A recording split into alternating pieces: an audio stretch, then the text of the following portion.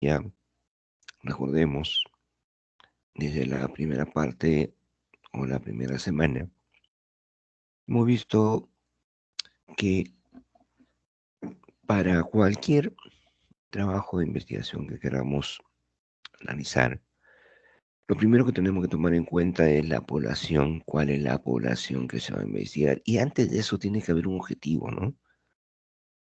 Lo comentamos y es lo que también van a ver ustedes en su trabajo de aplicación grupal.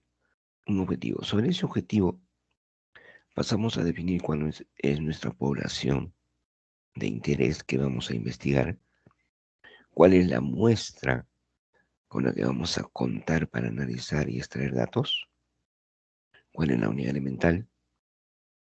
Luego es importante definir qué variables son las que se van a medir.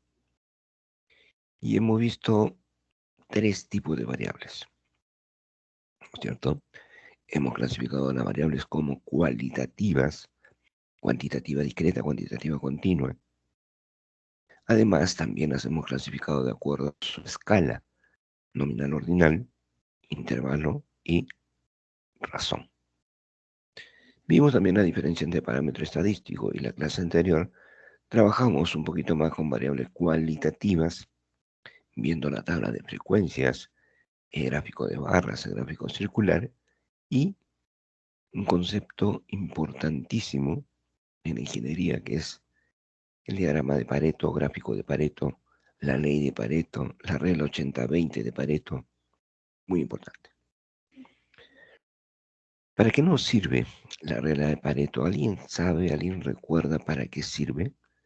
Pueden abrir su micro si desean o compartir su respuesta en el chat. ¿Para qué sirve? ¿Cuál es la aplicación de la ley de Pareto, la regla de Pareto o el diagrama de Pareto?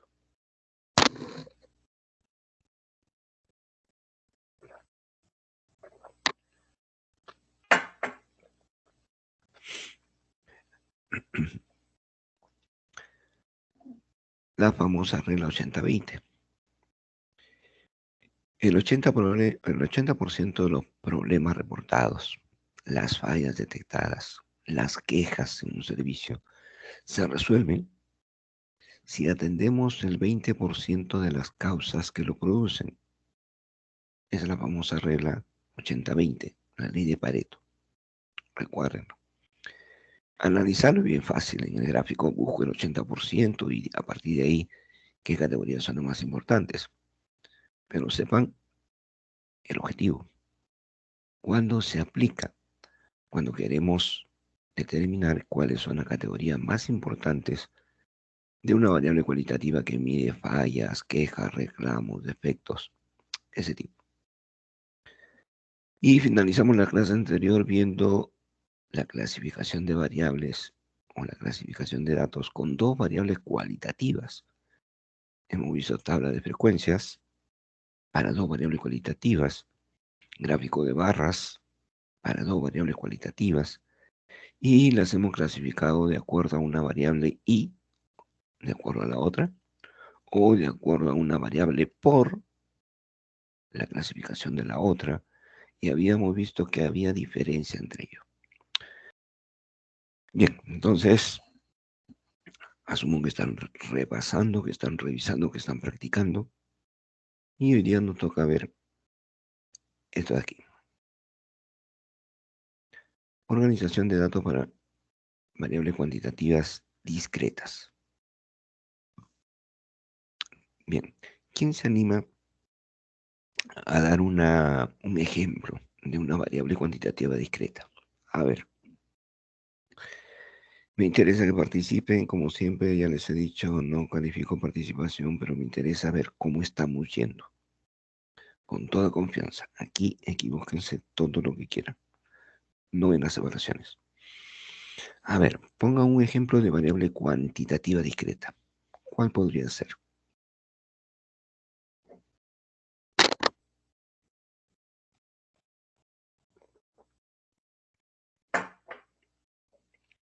Número de hijos. Ajá, perfecto. Número de hijos sí es una variable cuantitativa discreta. 0 hijos, un hijo, 4, 2. son valores enteros, por lo tanto sí es una variable cuantitativa discreta. ¿Alguien más que quiera comentar otra? Número de manzanas. El número de manzanas ofertadas también, claro, el número de manzanas no es una cantidad entera, básicamente. Número de autos por familia, número de hermanos, número de cursos matriculados, en fin, tenemos muchas variables cuantitativas discretas de las que podríamos tratar. Esa variable cuantitativa discreta, al ser medida, genera obviamente datos cuantitativos discretos, que se van a presentar primeramente en una tabla de frecuencias. Ya hemos dicho que si tenemos una base de datos, es poco probable que de la base de datos tal como está, podamos obtener conclusiones importantes. Lo usual para analizar, clasificar la variable y tomar alguna decisión, lo inicial es agrupar esa variable para presentarla en tablas o gráficos, porque desde la base de datos no podríamos inicialmente sacar ninguna conclusión. Entonces, lo primero que vamos a ver es cómo llevamos a partir de la base de datos una tabla de frecuencias. Toda tabla y todo gráfico tiene por título distribución de, luego viene la unidad elemental, esto en plural, ¿de acuerdo? En plural, y viene según, luego la variable. Así se nombra siempre, habíamos dicho, los títulos para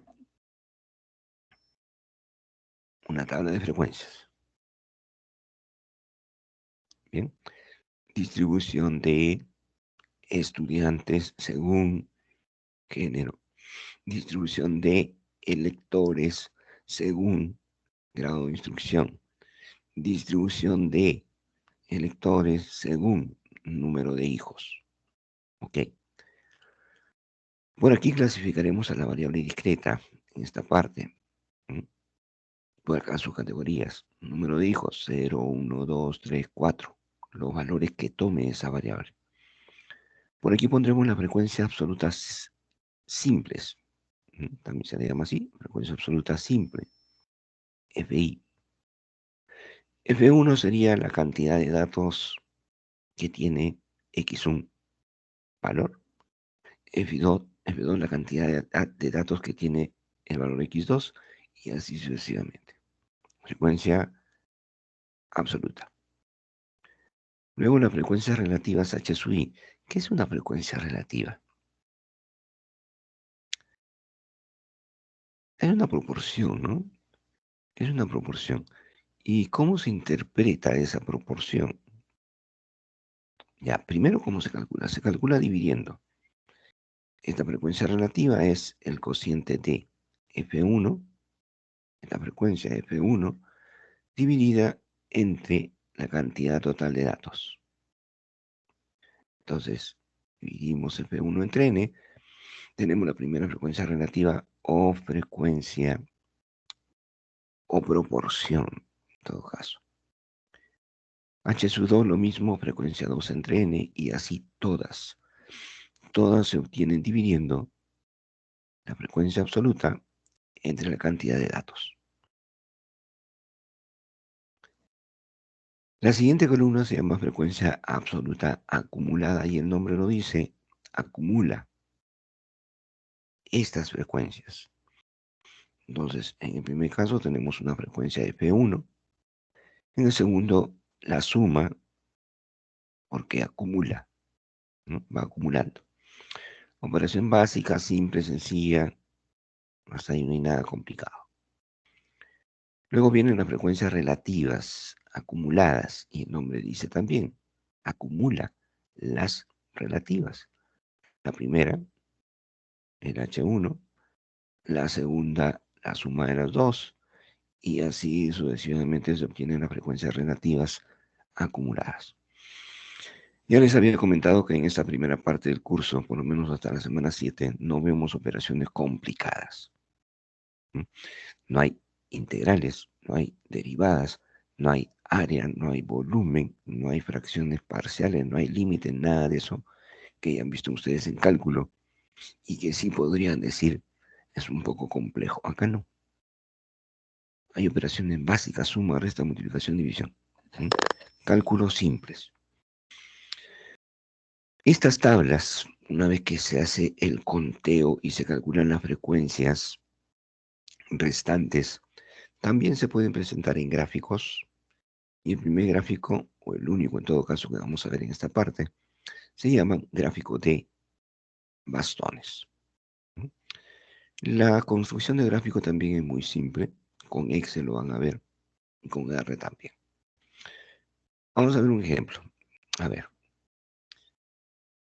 La empresa APS ha registrado en 20 días los reclamos de un producto defectuoso elaborado por una de sus máquinas industriales. De los datos obtenidos se construyó la siguiente tabla. Ya está.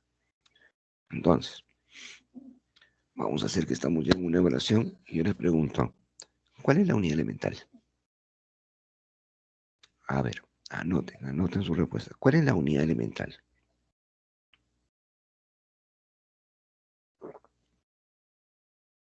El día. Ujú. Un día. Ok, perfecto, perfecto. Un día. Así es, un día es la unidad elemental. Por la estructura de la tabla que dice el número D, según, ¿m? Entonces después de viene la unidad elemental en plural, un día, según, y ahí está la variable, que también la tenemos por acá. ¿Qué tipo de variable tenemos? A ver, número de reclamos. Ya, esa es la variable, correcto. ¿Qué tipo de variable es?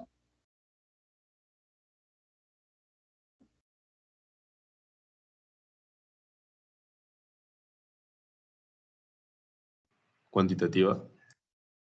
Eh, ¿Cuantitativa solamente? A ver. Cuantitativa discreta. Ah, ahora sí, perfecto. Es una variable cuantitativa discreta, ¿no es cierto? Como lo anunció Luis Poma, Luis Ángel. Y también por aquí lo indican, a ver, José Saavedra, Andrea Medina, Laura Torres. Efectivamente, es una variable cuantitativa discreta. ¿Mm? Sí, número de reclamos, 0, 1, 2, 3, 4. No hay 2.75 reclamos, no existe. Vamos a interpretar la frecuencia 7. Digo la frecuencia absoluta 3. Frecuencia en el tercer intervalo. 7 días se presentaron 2 reclamos. ¿De acuerdo?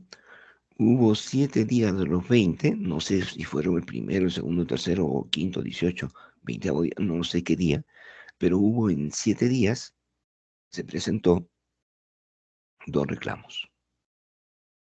Esa es la interpretación de la frecuencia absoluta simple del tercer intervalo.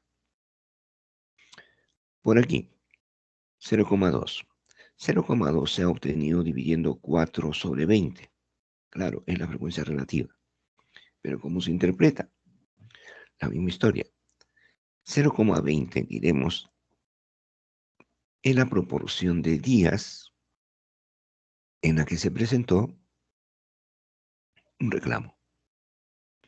0,20 es la proporción de días en la que se ha presentado solo un reclamo.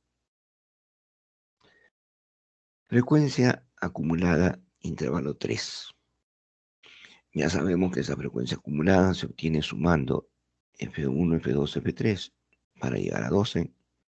Hemos sumado esas 3 frecuencias absolutas.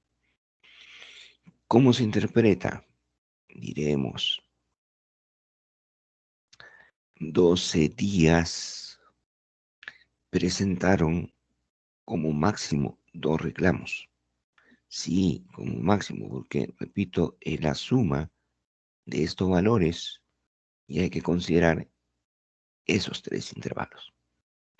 1 más 4 más 7 nos dio 12. 12 días se presentaron como máximo 2 reclamos. O también puedo decir, en 12 días se han presentado entre 0 a 2 reclamos. De la misma manera, la frecuencia relativa acumulada en el cuarto intervalo nos dice 0,90 en la proporción de días en la que se presentó como máximo 3 reclamos. Si quiero interpretarlo en forma porcentual, ¿cómo sería? En forma porcentual,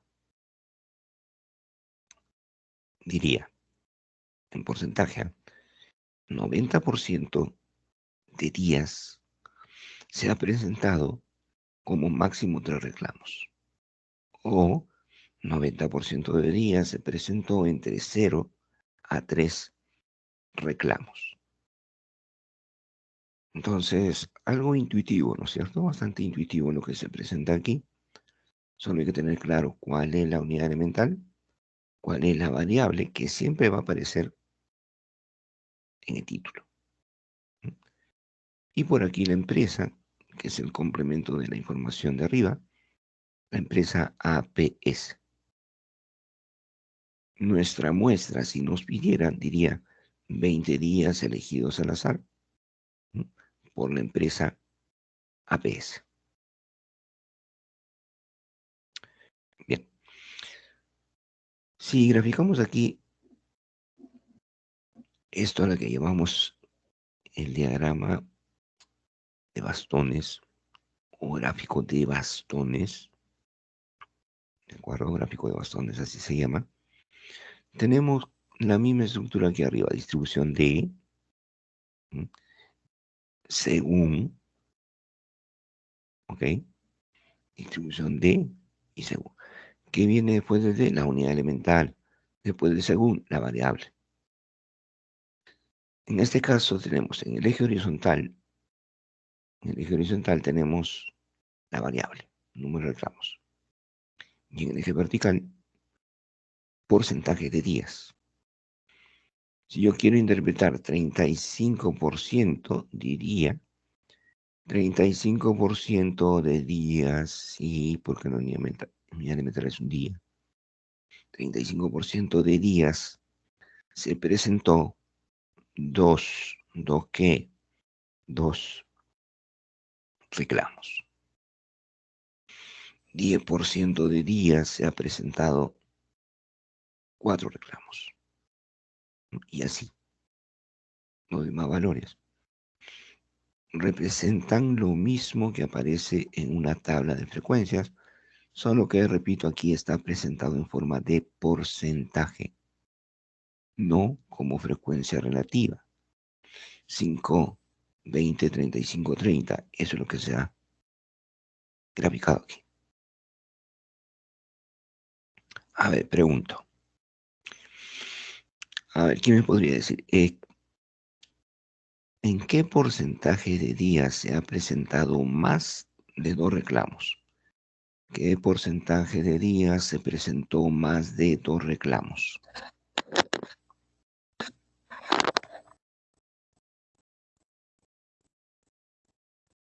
Ujú.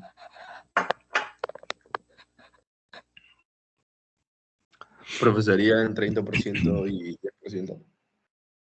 Ok, Luis. Braulio también nos pone su respuesta, 40%, lo cual es correcto. Así es. Efectivamente.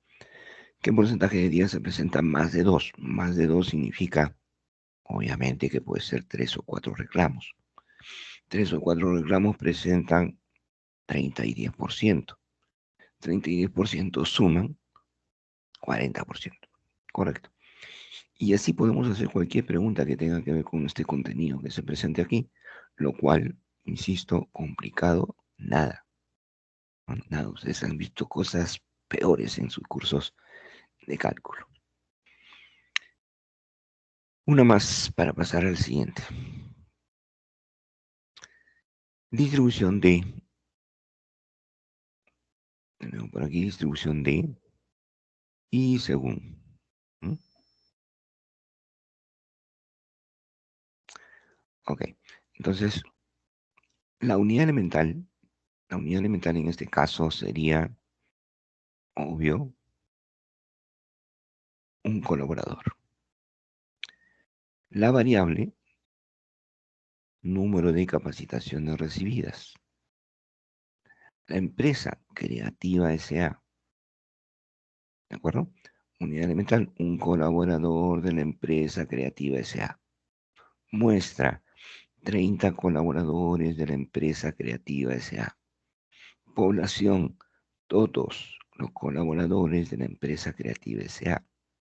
Variable, número de capacitaciones recibidas. Tipo de variable, cuantitativa discreta. Escala de razón. Eso debe estar clarísimo para que puedan seguir correctamente con el avance del curso. Interpretemos 14. ¿14 qué? Colaboradores. 14 colaboradores recibieron una capacitación. Sencillo. Por aquí, 0,0667 es la proporción de colaboradores que han recibido 3 capacitaciones. 17 colaboradores, aquí, 17 colaboradores, han recibido como máximo una capacitación. Y si quiero interpretar este valor en forma porcentual, diría 96,67% de colaboradores han recibido como máximo 3 capacitaciones. O también recibieron entre 0 a 3 capacitaciones. La misma información en un gráfico de bastones. Distribución de colaboradores según número de capacitaciones recibidas. Por aquí está la variable, número de capacitaciones, y ahora aquí está la cantidad, ya no el porcentaje, está la cantidad. Número, o sea, la frecuencia absoluta. 3, 14, 10, 2, 1. 3, 14, 10, 2, 1. Y podemos hacer la misma pregunta que arriba. A ver, ¿qué porcentaje, a partir de aquí, de la gráfica, qué porcentaje de colaboradores han recibido 2 capacitaciones?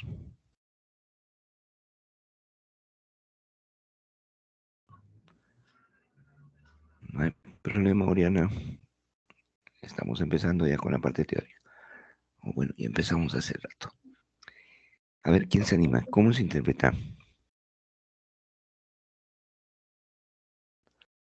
¿Qué porcentaje de colaboradores recibieron 2 capacitaciones? Sería 30, profesor. 30%. Ah, no, 30 colaboradores, pero sería 33,3%. Ah, ya, ok, claro. El porcentaje correcto, igual como la nota por aquí, Jesús Millones y sí, Jesús Millones. 33,3, así es.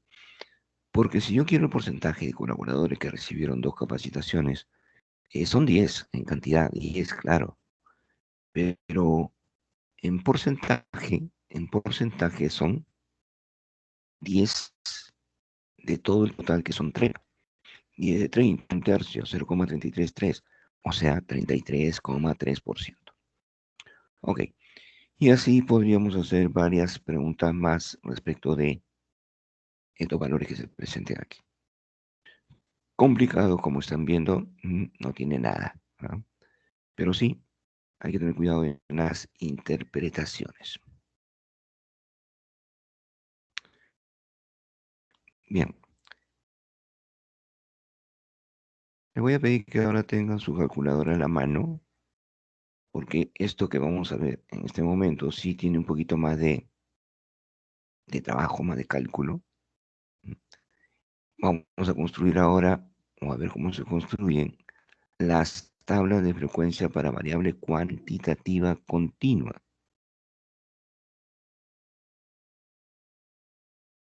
Ujú. Ya, aquí estamos.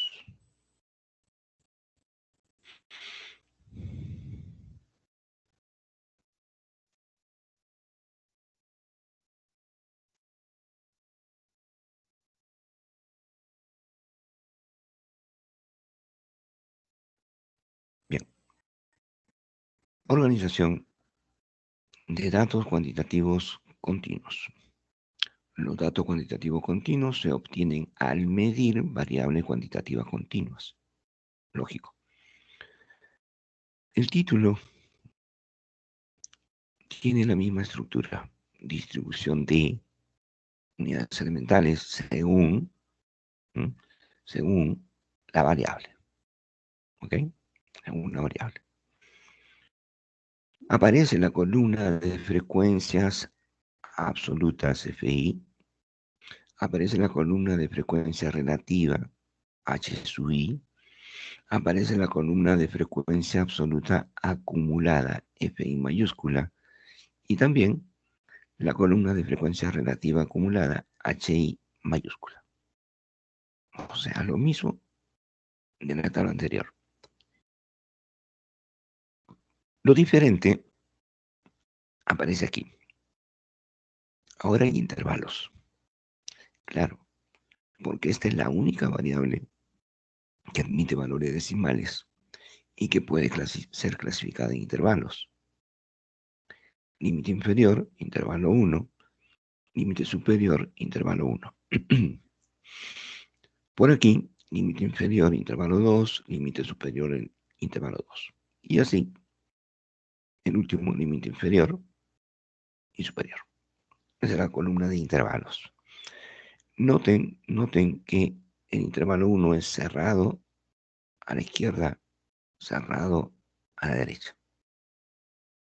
Pero a partir del intervalo 2, como aquí es cerrado, aquí empieza abierto, abierto, cerrado. Y todos los demás son así, abiertos a la izquierda, cerrados a la derecha. La siguiente columna se llama marca de clase. La vamos a reconocer con este simbolito XY'. XY' representa la marca de clase, que no es otra cosa que el punto medio del intervalo. Punto medio. Límite inferior más superior entre 2. Ya tengo el punto medio. Aquí, límite inferior más superior entre 2. Ok, todos son así. Punto medio de los intervalos. Una vez que tengo los intervalos, el siguiente paso es obtener las frecuencias absolutas. Aquí. FI. F1 será la cantidad de datos en el intervalo. Ya no es como en el caso anterior. F1 acá era la cantidad de datos con este valor. F2 la cantidad de datos, ¿no? Con este otro valor. No. Ahora aquí ya no tenemos valores, tenemos intervalos. Entonces repito, F1, cantidad de datos en este intervalo. Lo mismo para F2, la cantidad de datos en este otro intervalo y así sucesivamente. Si construimos las frecuencias, a partir de esta columna se construyen automáticamente las otras. No lo vamos a repetir. Esto es básico entonces. Construir la columna de frecuencias absolutas. A partir de ahí, calculadora y todo lo demás. Bien. Pero el primer problema con el que nos vamos a encontrar cuando trabajemos así con una variable cuantitativa continua, incluso si lo hacen con Excel o con R, el problema inicial va a ser ¿cuántos intervalos vamos a tener? De antemano no lo sabemos. Acá no sabemos cuántos intervalos va a haber. No sabemos. La siguiente pregunta es, ¿cuál es la amplitud? ¿Cuál es la amplitud de esos intervalos? Ya. Entonces, ahí empezamos con esa secuencia de pasos. Pueden llamarle un algoritmo si quieren, sí es un algoritmo. Una secuencia de pasos. que nos van a permitir construir la tabla de frecuencias. Paso número 1. Debo calcular el rango. El rango es la diferencia entre el máximo valor y el mínimo. Rango. Paso 2. Debo calcular la cantidad de intervalos. Esta formulita en particular se llama regla de Sturges. ¿Hay otras expresiones para calcular? Sí, hay otras, pero nosotros usamos en particular esta, que no nos da poquitos intervalos ni nos da muchos intervalos. Nos da una cantidad razonable de intervalos para la cantidad de datos que tengamos. 1 más 3,322 por el logaritmo decimal, no logaritmo neperiano, logaritmo decimal de la cantidad de datos. Ahora, aquí, supongamos que hemos hecho el cálculo y resulta que K vale, a ver, por decir, 6.46, 4896. Pregunta, ¿puede haber 6.4896 intervalos?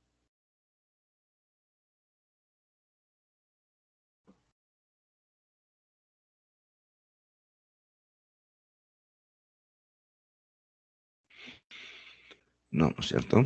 No hay, imposible, no puede haber 6.486 intervalos. Recuerden que la cantidad de intervalos es 1, 2, 3, 4, es una cantidad entera. Por lo tanto, es lógico que este valor lo tenga que redondear a un valor entero. Y si esto lo redondeo entero, quedaría, lógicamente, 6. A diferencia de si yo tuviera 4.5641, es lógico que aquí el valor redondeado tiene que ser 5. ¿No? Eso es lo que ustedes conocen, lo que ustedes saben. Y nadie va a decir que no. Así es el redondeo normal. ¿Bien? Bueno, el tercer paso y el último además que propone esta regla o este procedimiento, este algoritmo, el tercer paso nos pide calcular la amplitud que van a tener los intervalos. Y se obtiene dividiendo R, rango, sobre K, número de intervalos. Divido y ya tengo. Solo aquí vamos a redondear por exceso al número inmediato superior, dependiendo de la cantidad de decimales que tengan los datos. A ver, vamos a ver si saben redondear por exceso. Supongamos que al hacer el cálculo, el doble resultó, a ver, 5.4324. Voy a redondear este valor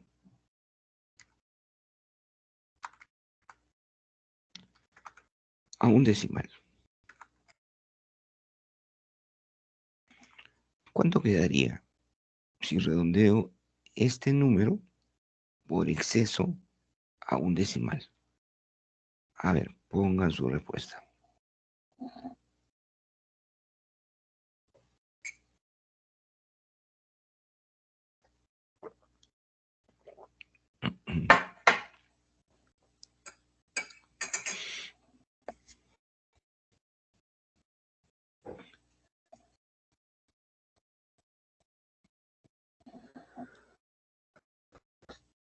A ver, redondeo por exceso a un decimal. ¿Cuánto nos queda este valor?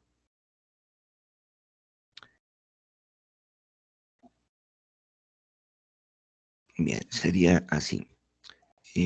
Ok, vamos a verlo. Ajá. Si quiero un decimal, tomo un decimal. Y si quiero por exceso, no me importa si la siguiente cifra es menor o mayor que 5, no importa. El redondeo por exceso me dice, tú quieres redondear a un decimal, tómalo acá. El siguiente número es 3, no importa. No importa que sea menor o mayor que 5. Esto sube a 5,5. Así es, 5,5. Eso es el redondeo por exceso. En este caso a un decimal, 5,5. Y si quisiera redondear por exceso a 2 decimales o a 3, ¿cuánto quedaría?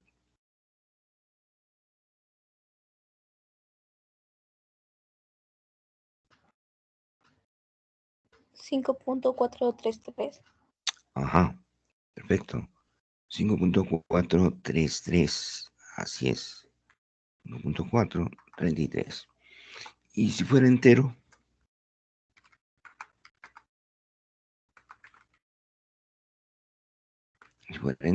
sería 6. efectivamente 6. ¿De acuerdo? 6. Por último, quiero redondear por exceso a 4 decimales.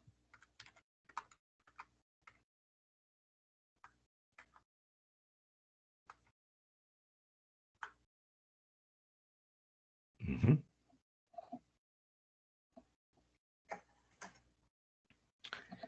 5,432. ¿Cuánto más?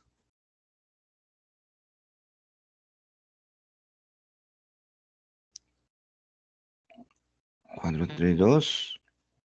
4. Efectivamente, 4. ¿Por qué? Porque si quiero redondear a 4 decimales, yo tomo 4 decimales y ya no hay más nada que redondear. Por eso queda 5,4324. Muy bien, este procedimiento del redondeo por exceso es el procedimiento en el cual vamos a tener mucho cuidado, ¿no? Porque de este resultado, de este valor, va a depender lo bien o lo mal que esté todo lo demás que hagamos en esta parte del curso. Recuerden, redondeo por exceso solamente cuando se calcula la amplitud W, amplitud del intervalo.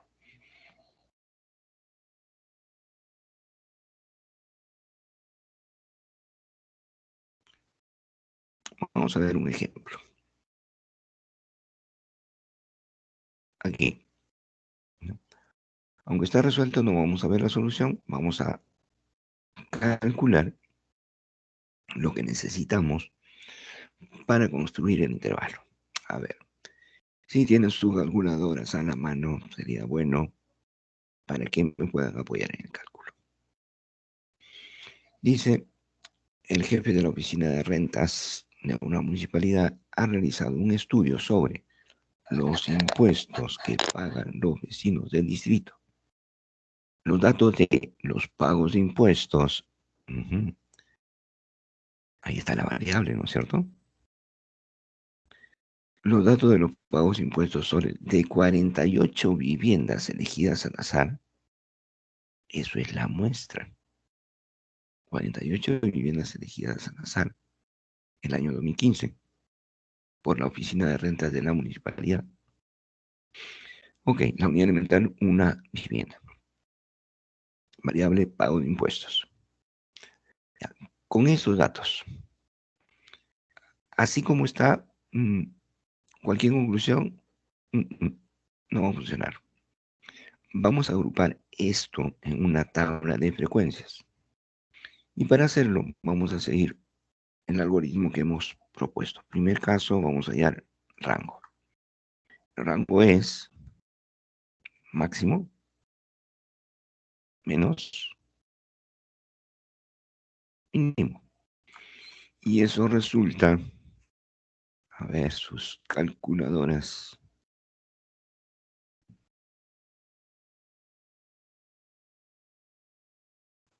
Ajá, efectivamente.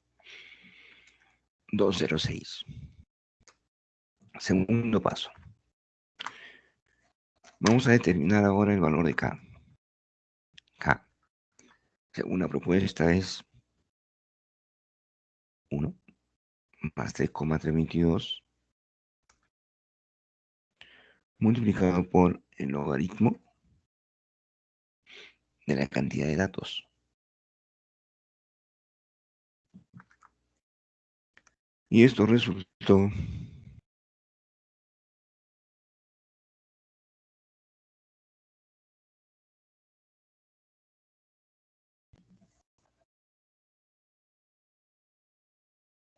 a ver,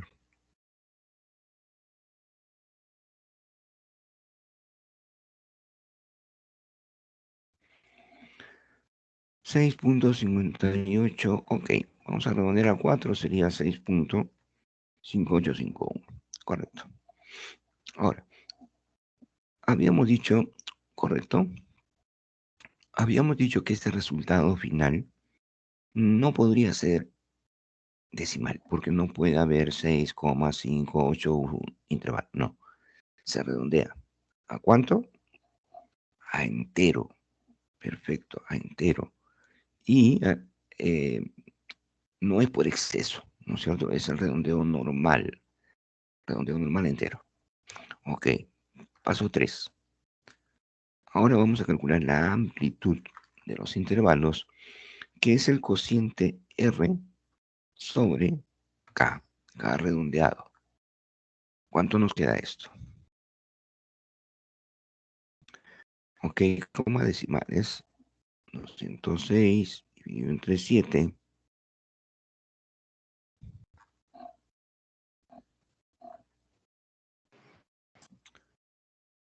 Trabajen por lo general a 4 decimales, ¿eh? Para que puedan hacer buenas aproximaciones. Por lo general también en todo el curso trabajamos a 4 decimales. Bien. A ver, siguiente. ¿Cuánto quedaría finalmente este valor de doble? 30, profesor. 30, ok. ¿Qué dicen los demás? ¿Están de acuerdo?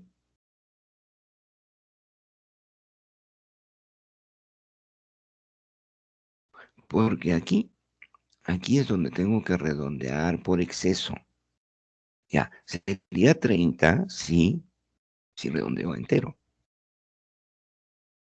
Pero, ¿quién nos dice a cuánto decimal le vamos a redondear?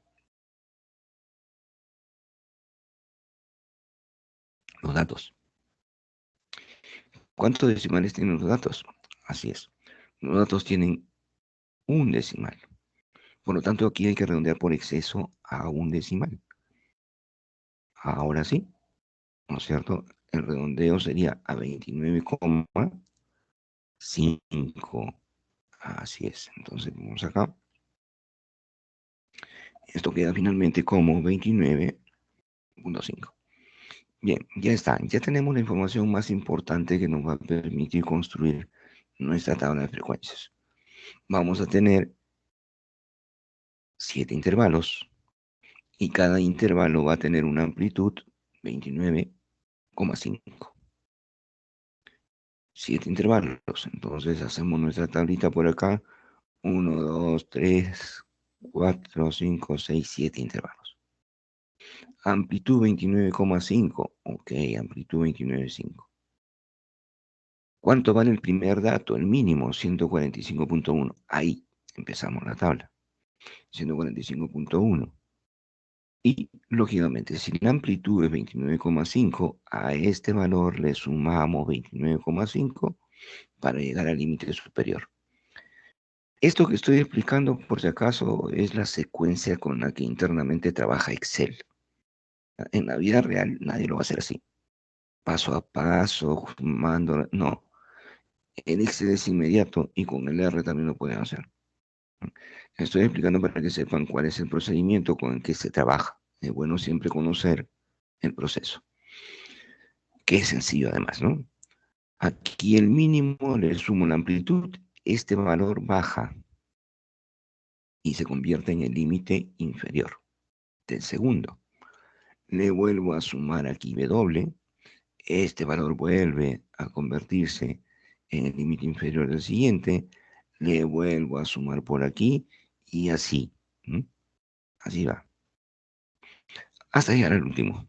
Ahora, aquí tenemos una duda, ¿no? Varias veces me preguntan en clase, 351.6. Ya. Pero aquí es 351,1. Me dicen, profe, eso está mal, me dicen. Porque en su tabla el máximo dice 351,6, pero aquí, sin embargo, el máximo es 351,1. Está mal. ¿Cómo lo corregimos? Bueno, no está mal. Está bien. El máximo de los datos puede ser menor al máximo de la tabla. Sí. Lo que no puede pasar es lo contrario. ¿Qué tal si esto hubiera sido 330? ¿No? Si ese último valor hubiera sido 330, ahí sí tendríamos problema, porque los valores más grandes, a partir de acá, 330, esto y esto, estos datos no se podrían clasificar en la tabla, porque terminaría en 330. Ahí sí hay problema. Entonces, si el valor de la tabla, es menor al máximo, ahí sí hay problema. Mientras este valor sea mayor que el máximo, no hay problema. Y justamente por eso es que se hace el redondeo por exceso. Preferimos que este sea más grande a que sea más pequeño, porque si es más pequeño tenemos problemas. ¿Ok? Por eso se hace el redondeo por exceso. Muy bien, operación básica y simple. Lo que sigue también es una operación sencilla. Una vez que tenemos el límite inferior y superior, calculamos el punto medio. ¿Quién no sabe calcular un punto medio? Inferior o superior entre 2. Punto medio. Ya, todos los puntos medios calculados. Todos. Frecuencia absoluta, con una importantísima. ¿Mm? En Excel, cuando quieran hacer esto, y de hecho que lo van a hacer también en el taller, en Excel, cuando quieran hallar las frecuencias, no lo van a hacer por conteo, como les voy a explicar. No, esto lo hace Excel en un solo paso.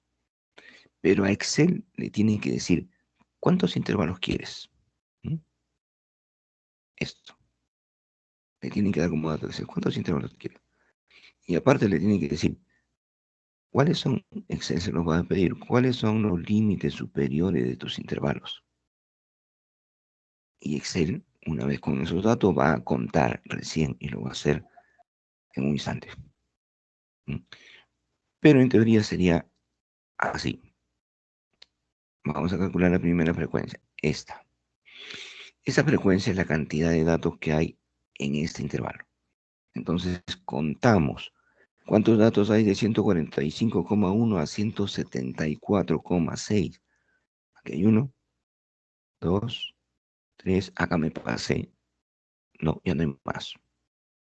Entonces solamente hay 3. La frecuencia 3.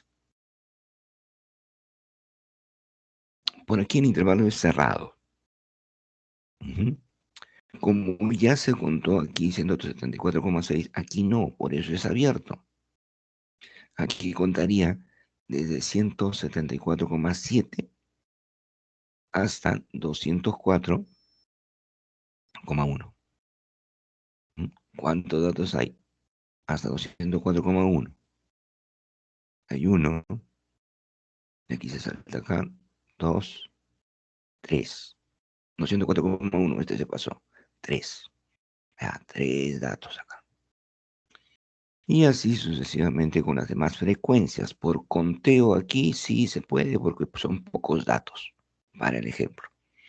Pero en la vida real, insisto, nadie va a hacer esto contando. No.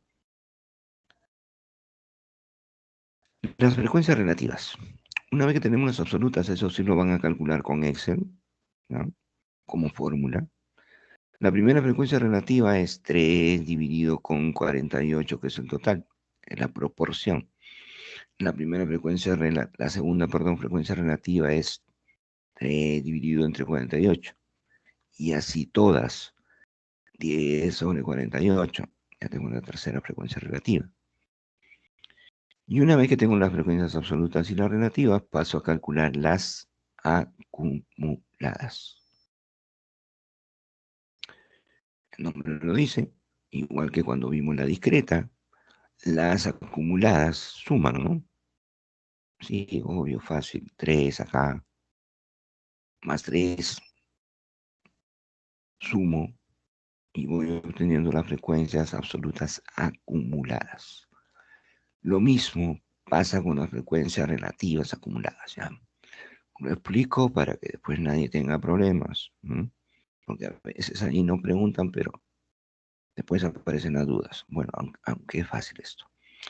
La primera frecuencia relativa, la segunda la suma, la tercera la suma de las tres primeras y así sucesivamente.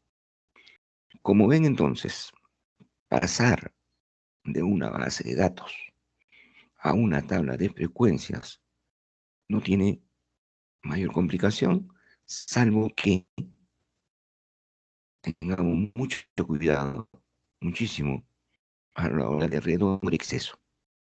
Solo ahí. Si nos equivocamos aquí, en este paso, eso va a arrastrar esto de aquí, los intervalos. Arrastra la marca de clase, arrastra las frecuencias y todas las demás. O sea, todo estaría mal. Y los gráficos que se hagan a partir de esto también estaría mal porque cometimos un error en la amplitud. Entonces, mucho cuidado con la amplitud sobre todo. Pregúntenos aquí si tienen alguna duda. ¿Todo bien?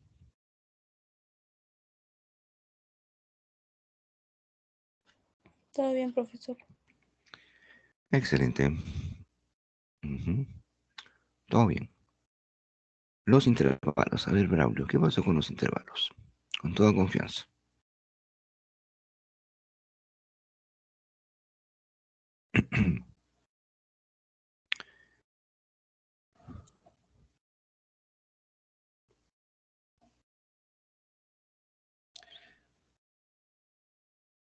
Ajá, sí, siempre van a tener esta estructura, ¿no? En el primer intervalo tenemos cerrado a la izquierda, cerrado a la derecha. Pero a partir del segundo hasta el final, todos los intervalos son abiertos al lado izquierdo y cerrados al lado derecho. De esta forma trabaja Excel también.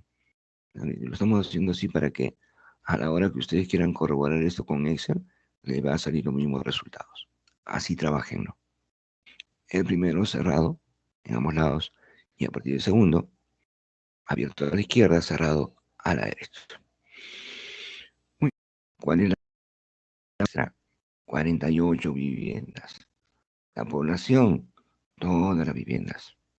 La variable, pago de impuesto municipal. Tipo de variable. A ver, ¿qué me dicen ustedes? Si la variable es el pago de impuestos, ¿qué tipo de variable tenemos?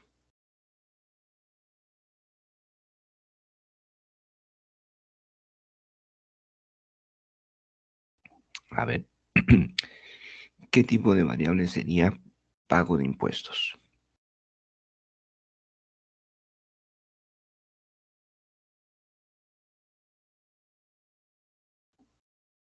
Ajá. Recuerden que no hay variable cuantitativa.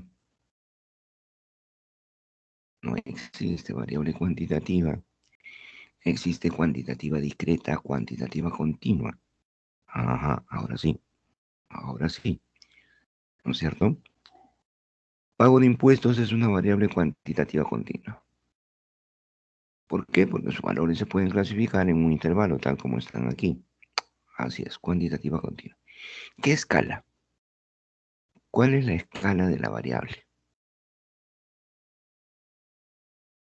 Pago de impuestos es la variable, tipo cuantitativa continua, correcto, escala. ¿Qué escala le asignamos? Ujú. Muy bien, Celia. Escala de razón, Julio también. Perfecto. tiene escala de razón, porque 0 soles es 0 dólares, 0 euros, es absoluto. ¿Mm? Entonces sí, es una escala de razón. Vamos a interpretar algunos valores. Exacto, exacto, Jesús. Cuando les pregunten en el examen oral qué tipo de variable es, nunca digan cuantitativa continua de razón. Está mal.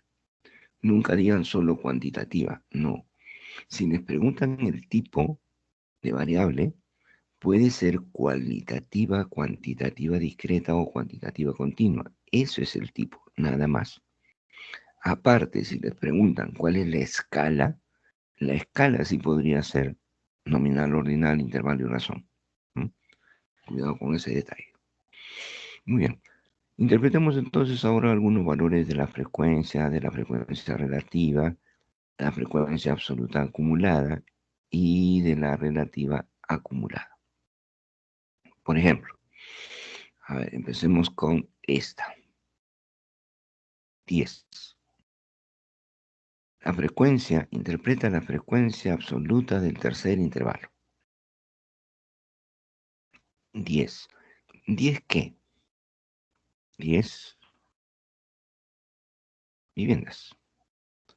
¿Qué pasa con esas 10 viviendas?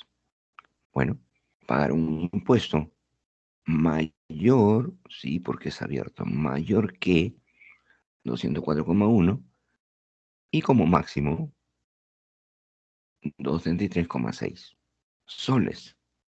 Sí, la unidad soles. ¿Ok? Esa es la frecuencia absoluta del tercer intervalo. Frecuencia relativa del tercer intervalo.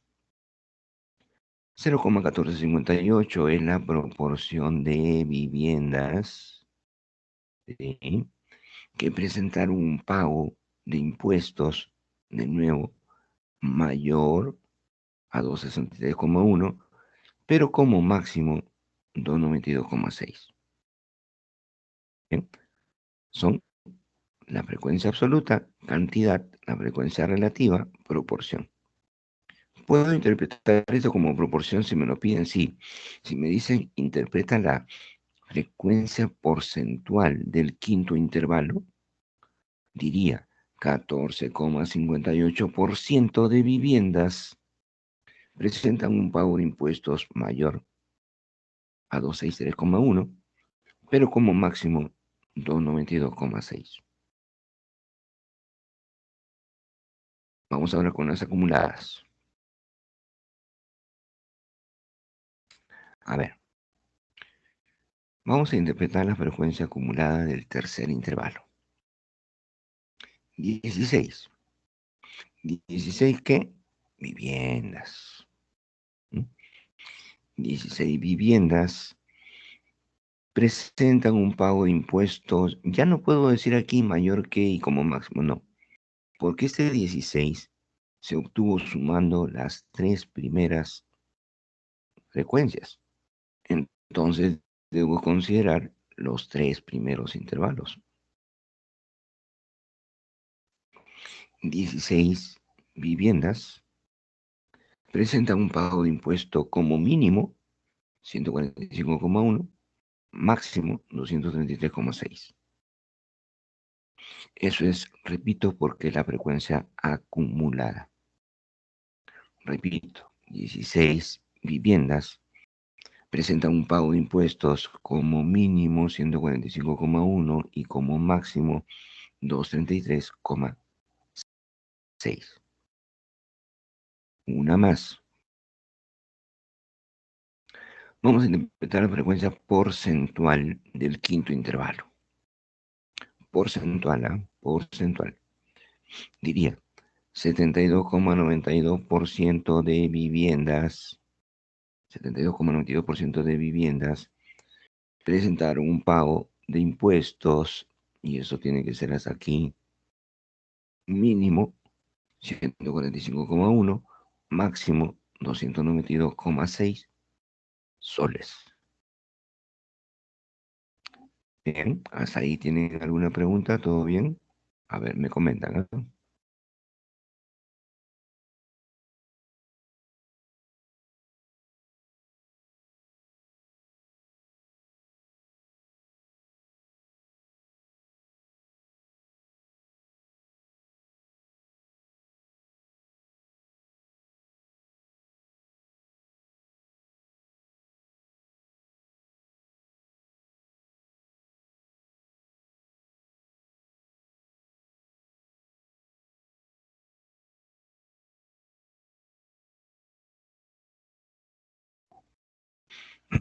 Ok.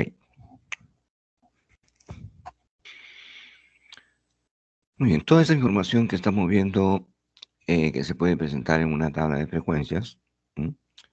Como la que hemos construido, toda esa información también se puede presentar en una gráfica. Y para el caso tenemos hasta 3 gráficos de una variable cuantitativa continua. La primera se llama histograma. Esto es un histograma. Muchas veces la confunden con un diagrama de barras o gráfico de barras. No, no es un gráfico de barras. En el caso del gráfico de barras, que se utiliza para una variable cualitativa, las barras aparecen así, separadas, porque es una variable cualitativa, categorías. Aquí aparece la categoría A, luego la categoría B, luego la categoría C. Son barras separadas para variables cualitativas. Aquí no.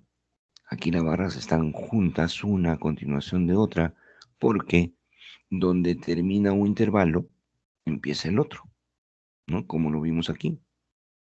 Termina en 174,6 y el otro empieza en 174,6.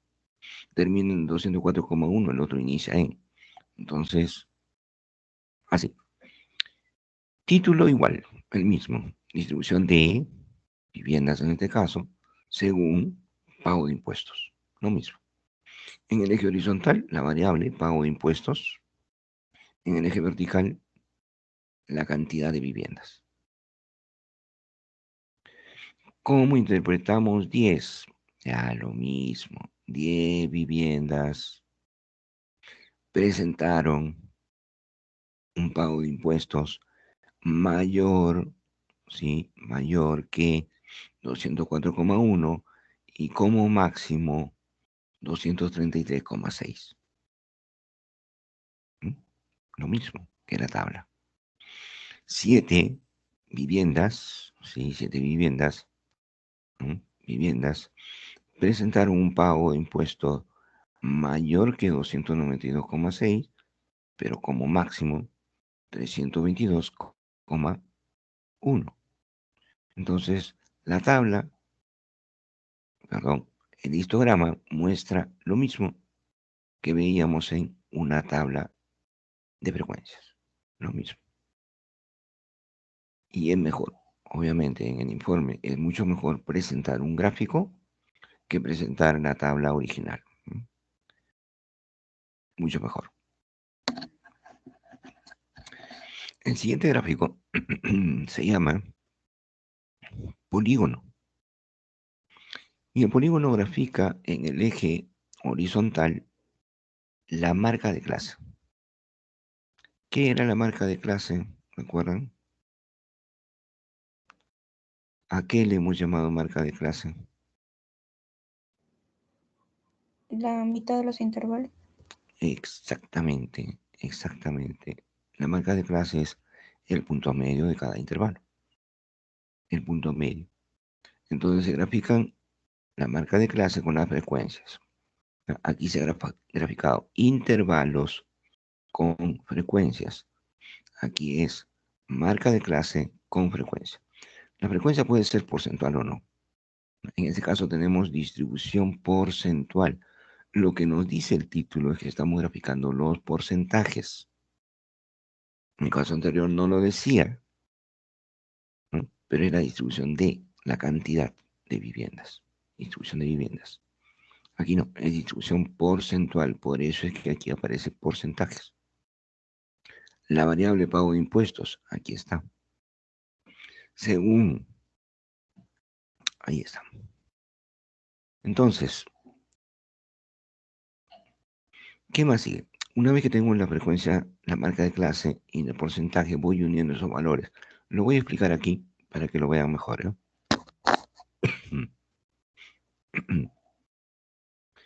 Si tomo la primera marca de clase y la primera frecuencia, tengo el primer valor.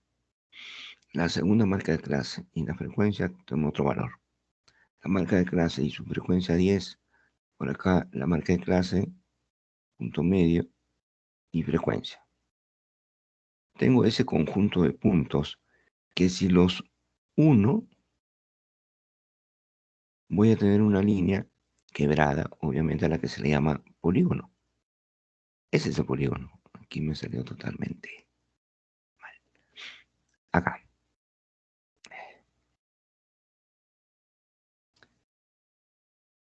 Polígono. Entonces, unimos los puntos medios y esa gráfica en lo que tienen aquí. Ahora, para que ese polígono cierre a los extremos, nos inventamos un intervalo más su punto medio y ahí cierra. Arriba, un intervalo más su punto medio y ahí cierra el polígono. Entonces, eso es lo que se ha hecho aquí. Marca de clase, un punto, marca de clase, otro punto, marca de clase, otro punto. Se unen los puntos, se obtiene el polígono y para que cierre el polígono nos inventamos un intervalo más con su punto medio en la parte inferior y en la parte superior también. Básicamente un polígono va a servir para verificar si los datos se concentran más en la parte superior o si los datos se concentran más en la parte inferior. A esto de aquí le vamos a llamar más adelante asimetría negativa y así asimetría positiva. Básicamente sirve para ver eso, donde hay más concentración de datos. El primero, histograma, este más importante, es el que más se usa cuando se quiere representar una variable cuantitativa continua. Este, el histograma. En segundo lugar, el polígono, para verificar si la concentración de datos está en la parte superior o inferior, básicamente. Y en el tercer gráfico, al que le llamamos ojiva, se vuelve a tabular. A ver, distribución porcentual de unidad elemental según pago de impuestos. Variable, pago de impuestos. Porcentaje de viviendas. Aquí volvemos a tomar los intervalos. El primer intervalo iba de 145 hasta 174. El segundo intervalo, tercer intervalo y así todos. En el primer intervalo se tenía un acumulado aquí de 6,25, veamos. Primer intervalo, acumulado 6,25. Segundo intervalo, acumulado 12,5%. Ahí está. Entonces, en el eje vertical se grafican las frecuencias porcentuales acumuladas, los porcentajes acumulados, y en el eje vertical los intervalos. Se une la línea y obtenemos el gráfico llamado ojiva. ¿Cómo interpretar a partir de aquí algunos resultados? A ver, veamos. Por ejemplo, ¿qué significa 33,34%? A ver, ¿quién se anima? ¿Qué significa ese valor en este gráfico?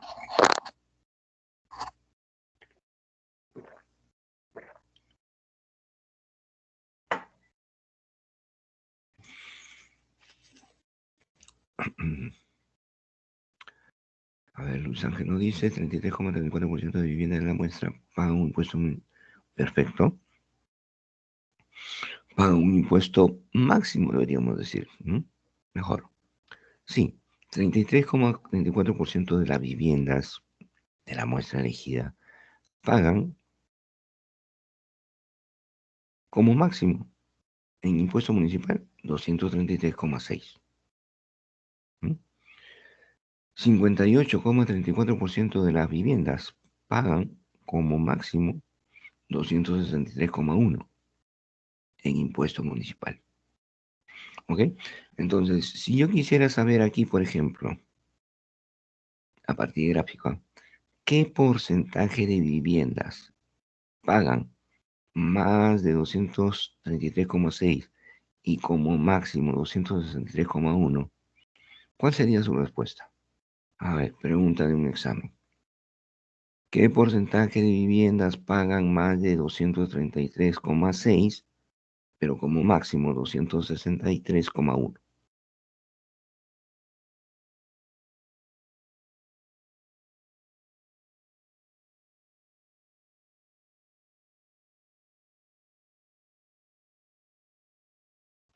Profe, ¿podría volver a repetir? Disculpe la pregunta. Sí, por supuesto. A ver, voy a repetir el contexto primero para que quede claro. Aquí estábamos diciendo, este 33,34% significa, como lo anotó también Luis Ángel, que 33,34% de viviendas pagan como máximo 233,6. Este otro valor significa 58,34% de viviendas pagan como máximo 263,1. Entonces la pregunta es, ¿qué porcentaje de viviendas pagan más de 233,6 y como máximo 263,1? Por aquí ya tenemos una respuesta de Jesús Millones. 25% de la vivienda de la muestra pagan impuesto de 233 como mínimo, pero como máximo 230 y 63,1. ¿Sí? Correcto. El porcentaje en este intervalo es, si hasta aquí se acumula 58% y hasta aquí se acumula 33,34%, lógico que en la parte inferior es la diferencia. 58 menos 34 nos da aquí 25% exactamente.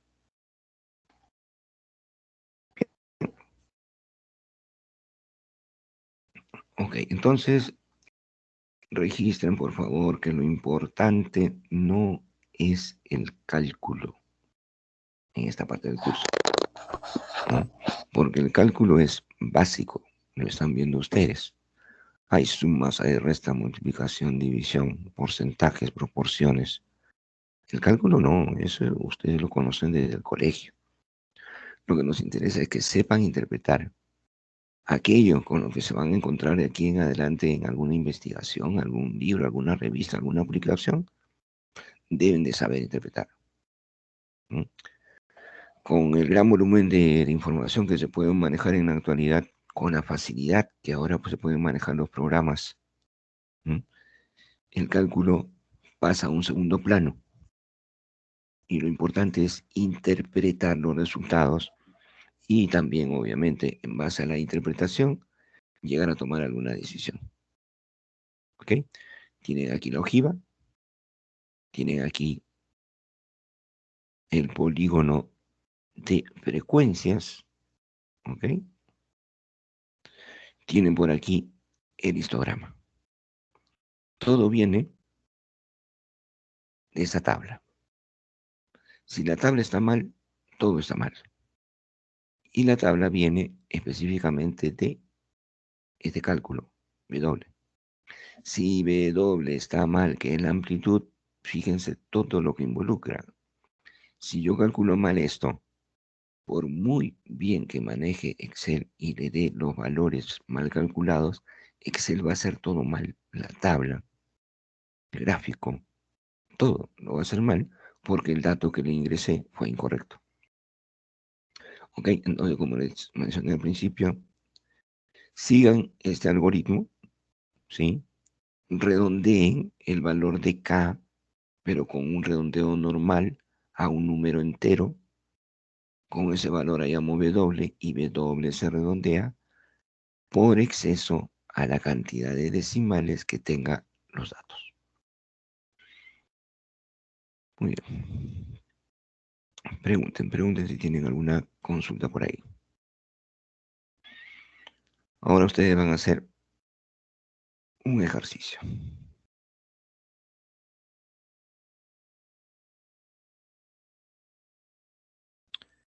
Muy bien.